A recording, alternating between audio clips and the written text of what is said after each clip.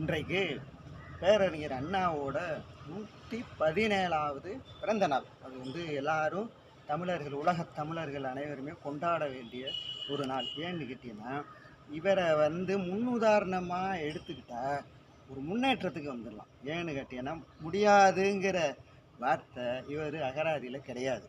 அதாவது இவர் 1967 முதலமைச்சர் ஆகிறாங்க. தமிழ்நாட்டினுடைய முதலமைச்சர். அதோட வரலாறை பாருங்கள். இந்திய எதிர்ப்பு போராட்டம், காங்கிரஸ் ஆட்சி அகற்றவே முடியாது அப்படிங்கிற ஒரு நிலைமை தமிழ்நாட்டில் இருக்கையில் அதை அப்புறப்படுத்திட்டார். ஜனநாயக நாடு, மக்கள் யாரை விரும்புகிறாங்களோ அவங்கள்ட்ட கொண்டு வர முடியும். அந்த வகையில் அண்ணாவை கொண்டு வந்துட்டாங்க. தமிழ்நாட்டு மக்கள் ஒரு நம்பிக்கையை வச்சு கொண்டு வந்துட்டாங்க. அதுபடியே வமக்கள் எதிர்பார்ப்பை பூர்த்தி செஞ்சு அவர் அந்த 2 வருஷ ஆட்சியையும் அவர் சிறப்பாகவே கொடுத்தாக. இன்றைக்கு வரைக்குமே இந்த திராவிட ஆட்சிங்கிறத தமிழ்நாட்டில் அப்புறப்படுத்த முடியலை. இதுதான் பேரறிஞர் அண்ணாவோட வெற்றி. அவர் மிகச்சிறந்த ஒரு ஆளுமை திறன் மிக்க ஒரு முதலமைச்சராக தமிழகத்தில் வலம் வந்தார். அதாவது அரிசி கொடுத்தாரு, இலவசமாக அரிசி கொடுத்தாரு.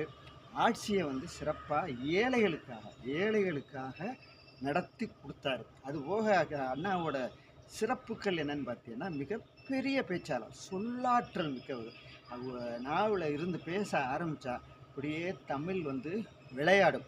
அதுபோக இப்போ இந்த சரித்திரத்தை புரட்டி பார்த்தா எந்த முதலமைச்சருக்கு ஆங்கில புலமை இருந்துச்சு அப்படின்னு பார்த்தீங்கன்னா, இந்த நம்முடைய பேரறிஞர் அண்ணாவோட ஆங்கில புலமை அந்த ஆங்கிலம் தோன்ற இங்கிலாந்து நாட்டில் வியந்துட்டாங்க. என்னடா அது, இந்த ஆங்கிலம் இங்கே தோன்றுச்சு, ஆனால் அண்ணா இங்கிலீஷ் ஆங்கிலம் பேச ஆரம்பித்தா அவ்வளவு அற்புதமாக இருக்குது. நுணுக்கமாக ஆய்வு செஞ்சு அந்த ஆங்கில மொழியை ஆய்வு செஞ்சு அவர் பேசின பேச்சுக்கள் எல்லாம் உலக புகழ் பெற்றது. அதாவது அதுக்கு ஒரு சின்ன உதாரணம் நம்ம சொல்லணும்னு நினச்சா, அதாவது any sentence does not end or begin with because is the conjunction word. அதாவது பிகாஸ்ங்கிறது ஒரு இடைநிலை சொல்லினேன். இது வார்த்தையோட அந்த கோர்வையாக அந்த சென்டென்ஸோட முதலிலோ இறுதியிலோ வராது. அப்போ அந்த பிகாஸுங்கிற வார்த்தை தொடர்ச்சியாக 3 தடவை வர்ற மாதிரி.